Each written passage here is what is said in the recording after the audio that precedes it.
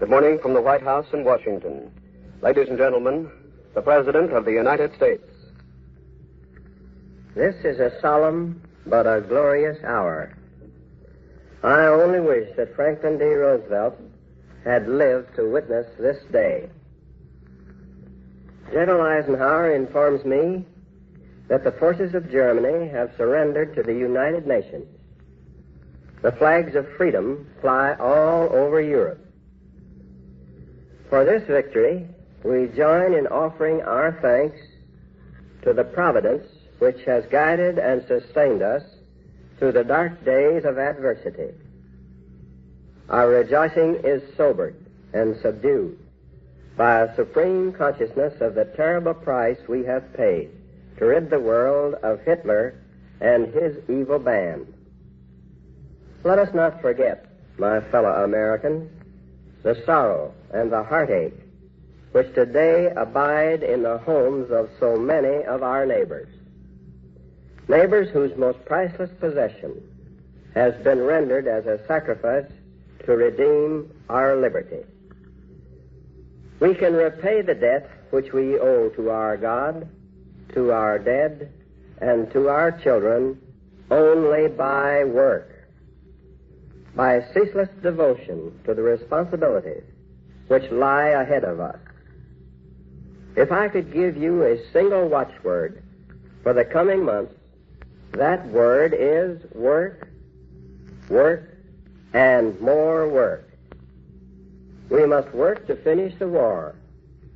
Our victory is but half won.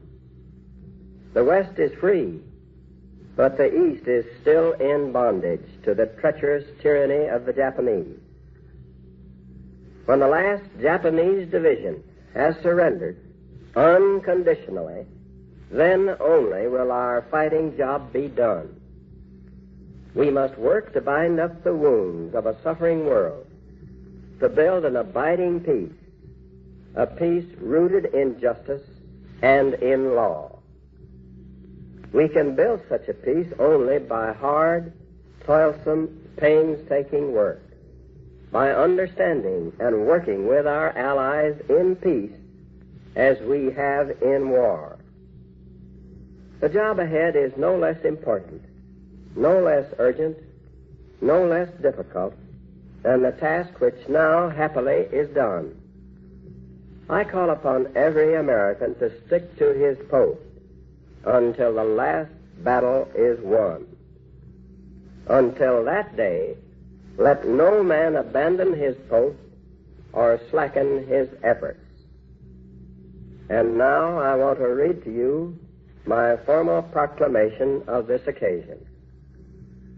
A proclamation. The Allied armies, through sacrifice and devotion, and with God's help, have wrung from Germany a final and unconditional surrender. The Western world has been freed of the evil forces which for 5 years and longer have imprisoned the bodies and broken the lives of millions upon millions of free-born men. They have violated their churches, destroyed their homes, corrupted their children, and murdered their loved ones. Our armies of liberation have restored freedom to these suffering peoples, whose spirit and will the oppressors could never enslave. Much remains to be done. The victory won in the West must now be won in the East. The whole world must be cleansed of the evil from which half the world has been free. United, the peace-loving nations have demonstrated in the West that their arms are stronger by far than the might of the dictators or the tyranny of military cliques that once called us soft and weak. The power of our people to defend themselves against all enemies will be proved in the Pacific War as it has been proved in Europe. For the triumph of spirit and of arms which we have won, and for its promise to the peoples everywhere who join us in the love of freedom, it is fitting that we, as a nation, give thanks to Almighty God, who has strengthened us and given us the victory. Now, therefore, I, Harry S. Truman, President of the United States of America, do hereby appoint Sunday, May 13th, 1945, to be a day of prayer. I call upon the people of the United States, whatever their faith, to unite in offering joyful thanks to God for the victory we have won, and to pray that He will support us to the end of our present struggle and guide us into the ways of peace. I also call upon my countrymen to dedicate this day of prayer to the memory of those who have given their lives to make possible our victory. In witness whereof, I have hereunto set my hand and caused the seal of the United States of America to be affixed. Ladies and gentlemen, you have just heard the President of the United States. Now, our national anthem.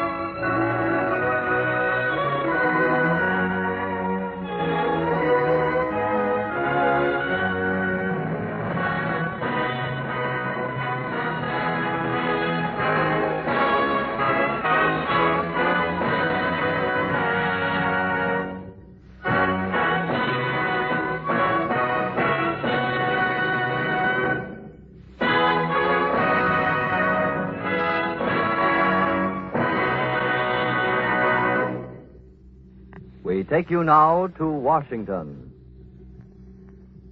This is Martin Ogrodsky reporting from Washington. You have just heard the President of the United States read the proclamation which announced the unconditional surrender of Germany. The keynote, as the President read that proclamation, was a serious one in the Oval Room, in the Oval Diplomatic Room in the White House, where he read his broadcast to the world. The President said that what he had to say was extremely important, and those who all waited there realized it with him. Earlier in his news conference, before the release of the proclamation, the President, in reading over the proclamation to the correspondents present, came to the line in the proclamation which read, "The flags of freedom fly over all of Europe." And it was at that point that President Truman interjected the first note of lightness into the proceedings. He looked up at the correspondents, grinned, and said, "They're celebrating my birthday, too. Today is President Harry Truman's birthday." And that brought a lone voice from the correspondents, one of whom piped up, "Happy birthday, Mr. President." The President read throughout to his press conference before reading the proclamation to the nation in a very serious voice and in a very serious vein. This proclamation which you have just heard. At one point he emphasized this line: "If I could give you a single watchword for the coming month, that word is work, work, work." And the President meant exactly that. He told newsmen after he had finished reading the proclamation that there will be another proclamation, too, that will inform the Japanese on what they can expect. And at that point, he turned around from the correspondents, looked at Admiral Leahy, who was sitting directly behind him, and his glance included, too, Admiral King, General Marshall, Secretary of War Stimson, and Secretary of the Navy Forrestal. And then the President turned back to the waiting correspondents, and he said this. He said that "I am informed by the Chiefs of Staff and the Secretaries of War in the Navy that the Japanese are going to have a terrible time from now on." And the President then read these parts of the release on the Japanese. And when he came in the words of the Japanese release to the words unconditional surrender, President Harry Truman emphasized them with a very vigorous nod of his head. Then Mr. Truman turned to talk of San Francisco, turning from the releases that he'd been reading. And he said of San Francisco, "You must remember all the time that we want a piece of justice and law. And that's what we're trying to get in San Francisco." And it was at this point that the President proclaimed May the 13th as a day of prayer. And in proclaiming it, he remarked to the correspondent, and it's a worthwhile comment to remember. He said that it is exceedingly fitting that this day, May 13th, is Mother's Day, too. And that's how the unconditional surrender of Germany was announced. I return you to the Blue Network newsroom in New York. Ladies and gentlemen, you have heard the official proclamation of victory in Europe as delivered by President Harry S. Truman. You have heard also from Martin Nagronsky, our Washington correspondent. While President Harry S. Truman was telling this country of the proclamation of victory in Europe, Prime Minister Winston Churchill was telling the people of the British Isles about a similar message. We bring you now a transcription of Prime Minister Winston Churchill.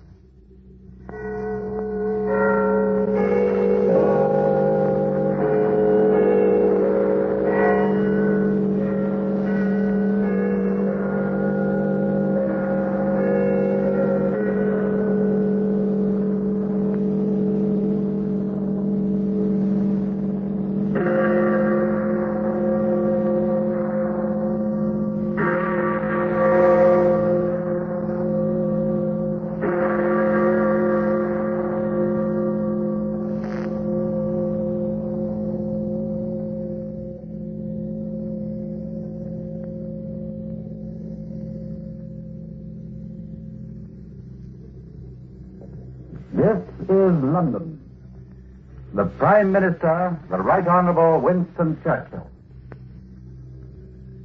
Yesterday morning, at 2:41 a.m., at General Eisenhower's headquarters, General Jodl, the representative of the German High Command, and of Grand Admiral Dönitz, the designated head of the German state, signed the act of unconditional surrender of all German land, sea, and air forces in Europe to the Allied Expeditionary Force, and simultaneously to the Soviet High Command. General Bedell Smith, Chief of Staff of the United States Army, and General Francois Tevez signed the document on behalf of the Supreme Commander of the Allied Expeditionary Force, and General Susloparos signed on behalf of the Russian High Command. Today, this agreement will be ratified and confirmed at Berlin, where Air Chief Marshal Cheddar, Deputy Supreme Commander of the Allied Expeditionary Force, and General de Tassigny will sign on behalf of General Eisenhower. General Zhukov will sign on behalf of the Soviet High Command. The German representatives will be Field Marshal Keitel, Chief of the High Command, and the Commanders-in-Chief of the German Army, Navy, and Air Forces. Hostilities will end officially at 1 minute after midnight tonight, Tuesday the 8th of May. 1 minute after midnight tonight, Tuesday the 8th of May. But in the interest of saving lives, the ceasefire began yesterday to be sounded all along the front, and our dear Channel Islands are also to be freed today. The Germans are still in places resisting the Russian troops. But should they continue to do so after midnight, they will, of course, deprive themselves of the protection of the laws of war and will be attacked from all quarters by the Allied troops. It is not surprising that on such long fronts and in the existing disorder of the enemy, the commands of the German High Command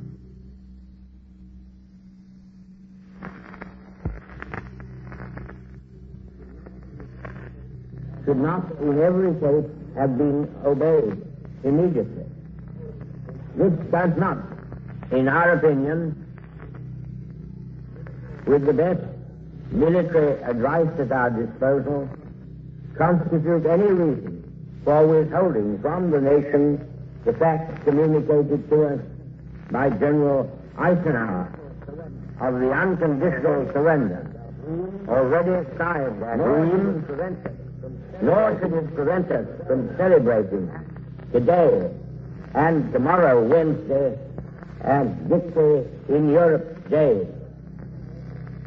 Today, perhaps, we shall think mostly of ourselves. Tomorrow, we shall pay a particular tribute to our heroic Russian comrades whose prowess in the field has been one of the grand contributions to the general victory. The German war is therefore at an end. After years of intense preparation, Germany hurled herself on Poland at the beginning of September 1939. And in pursuance of our guarantee to Poland, and in common with the French Republic, Great Britain, the British Empire, the Commonwealth of Nations, declared war upon this foul aggression. After gallant France had been struck down, we from this island and from our united empire maintained the struggle single-handed for a whole year, until we were joined by the military might of Soviet Russia, and later by the overwhelming power and resources of the United States of America. Finally, almost the whole world was combined against these Israelites, who are now prostrate before us. Our gratitude to all our splendid allies goes forth from all our hearts in this island and throughout the British Empire. We may allow ourselves a brief period of rejoicing. But let us not forget for a moment the toils and efforts that lie ahead. Japan, with all her treachery and greed, remains unsubdued. The injuries she has inflicted upon Great Britain, the United States, and other countries, and her detestable cruelties call for justice and retribution. We must now devote all our strength and resources to the completion of our task, both at home and abroad. Advance, Britannia! Long live the cause of freedom! God save the King!